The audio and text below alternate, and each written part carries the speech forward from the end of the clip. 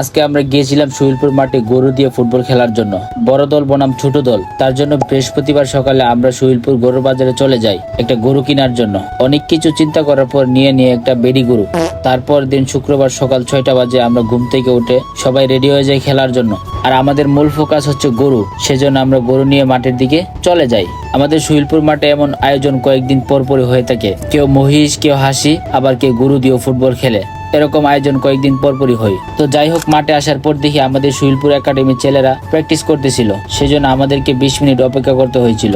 অবশেষে আমাদের গাবি গরু মাঠে এন্ট্রি করলো। আমরা কিছু ছবি তুলে নিই।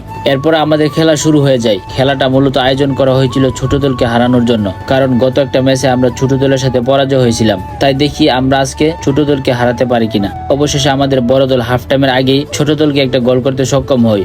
দুঃখজনক ব্যাপার হচ্ছে তারা আমাদের কোনো গোল করতে পারে নাই। 1-0 গোলে আমাদের খেলার সমাপ্তি ঘটে। এরপর কোনো মতে ল্যাংডায়া বাড়িতে যাইয়া গরুটা দূরতা ফালাই দিছি। ফালায়া তোমার বেলবেলায় করে সিলাই লেছি, কারণ আজকে শুক্রবার, সময় খুবই কম, কারণ জুম্মার নামাজ পড়তে হইব। শুক্রবার জুম্মার নামাজের পরে চুইজালের তরকারি দিয়ে কয়টা গরম ভাত খাইলে আপনি কোন জায়গায় চলে যাবেন একটু আন্দাজ করতে পারছেন?